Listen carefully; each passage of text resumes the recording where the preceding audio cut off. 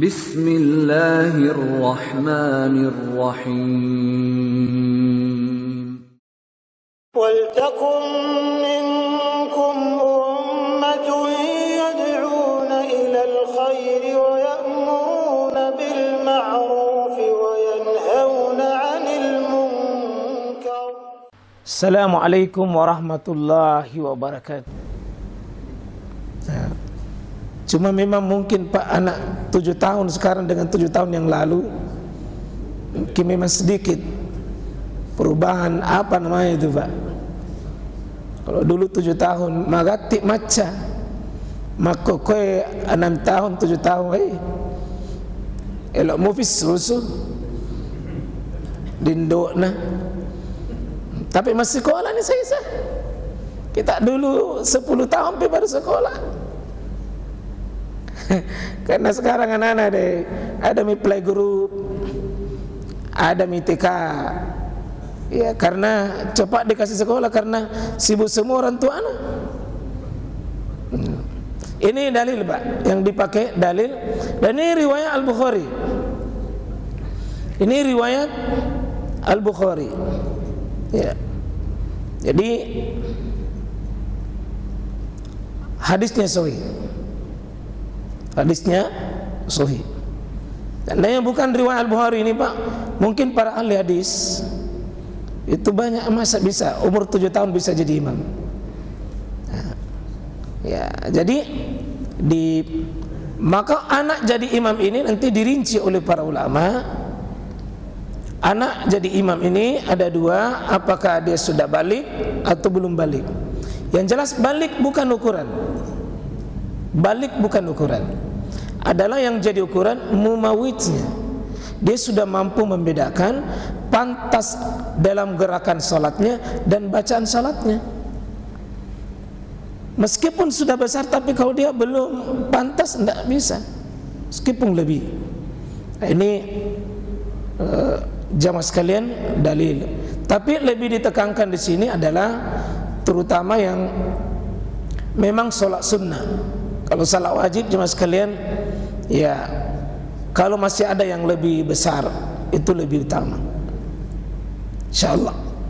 Nah, itu poin yang pertama. Jadi kalau sudah SMP Pak jadi imam, jangan khawatir.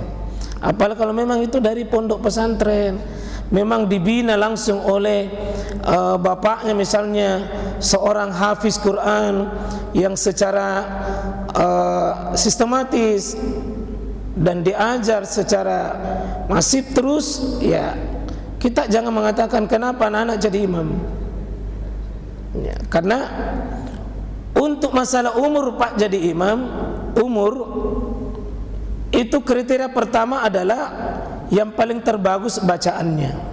Kriteria yang kedua, fa'lamuhum bis sunnah, yang paling tahu tentang sunnah, khususnya tuh sunnah bagian tentang sholat. Baru yang ketiga itu umur Pak. Jadi umur itu bagian ketiga. Jadi umur itu bagian ketiga. Sedangkan kriteria pertama tetap bacaannya. Biar tua tapi panjang pendeknya terutama Al-Fatihah tidak benar, maka ini tetap biar yang lebih muda Pak jadi imam, tapi Al-Fatihahnya bagus. Ya. Karena ada sebagian orang tua, maaf bukan di sini, tapi kalau sama ya kena juga. Misalnya alhamdulillahi rabbil bukan alamin, tapi dia baca alif biasa. Alhamdulillahi rabbil alamin. Itu sudah beda. Alamin dengan alamin. Satu seluruh alam, satu ya segala puji bagi Allah seluruh alam, segala puji bagi Allah Tuhan yang sedang sakit. Contoh misalnya qul huwallahu ahad dengan qul huwallahu ahad. Qul itu ilmu tajwid, maka itu lebih pantas. Katakanlah Allah itu satu. Tapi kalau qul huwallahu ahad, qul huwallahu ahad, ya makalah Tuhan itu yang satu. Jadi dia sangat berbeda, maka lebih penting sekali. Begitu juga Pak tukang azan. Tukang azan itu tidak mesti balik. Demikian juga sama dengan imam, karena ada lafaz-lafaz tertentu. Misalnya ya, an'amta alaihim, an'amta alaihim, yang telah engkau beri nikmat. Tapi ada sebagian orang baca bukan an'amta, ana'unta alaihim. Bukan an'amta, tapi dia bilang ana'unta alaihim. Ghairil maghdubi alaihim, ya ghairil maghdubi. Sering ada saya dengar imam ghairil maghdubi, bukan maghdub tapi mag. Ini meskipun dalam sisi makna tidak keluar, tapi dalam kaidah ilmu tajwid kurang pas. Ya. Ini satu contohnya sekalian. Betapa pentingnya bacaan Al-Quran itu, terutama surah Al-Fatihah, terutama surah Al-Fatihah. Yang berikut, perkara yang kedua, imamahnya seseorang kepada orang lebih utama daripadanya adalah sah. Jadi misalnya ada imam utama dengan ada imam kedua, itu boleh saja jadi imam yang kedua, tetapi ya ukuran sah dia sah. Kalau bukan imam, ada imam yang lebih utama tapi terlambat, maka itu sah, cuma lebih utama yang imam yang lebih utama. Ini hadis An-Mughirah Ibn Syu'bah akhbarahu annahu gaza ma Rasulullah sallallahu alaihi wasallam Tabuk. Itu hadis dari Al-Mughirah bahwa pernah dia menemani Nabi sallallahu alaihi wasallam di perang Tabuk. Ini perang yang paling terakhir diikuti Nabi sallallahu alaihi wasallam, Pak. Ini sekitar 8 Hijrah, ya, perang Tabuk, perang paling susah dan perang paling jauh. Qala Al-Mughirah fatabarraza Rasulullah SAW. Di perang Tabuk ini Nabi sallallahu alaihi wasallam itu pergi buang hajat, ya, buang hajat kibalil qaid, fahamaltu mahu idarah, ya, idawah qabla. Jadi saya, kata Al-Mughirah ini, saya bawakan air Nabi sallallahu alaihi wasallam itu qabla salatil fajr, sebelum salat fajar.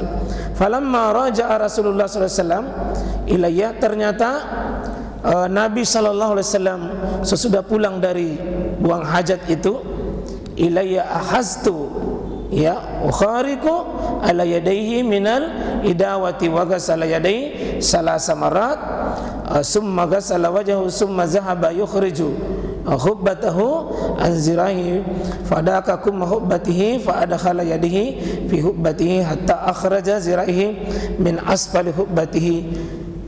Seterusnya ini Pak, berudu Nabi sallallahu alaihi wasallam, itu intinya, berudu ilal mirfaqaini summa tawadda ala khuffai. Nah, di sini kalau Bapak dalam keadaan musafir, sepatu itu biar tidak dibuka selama 3 hari.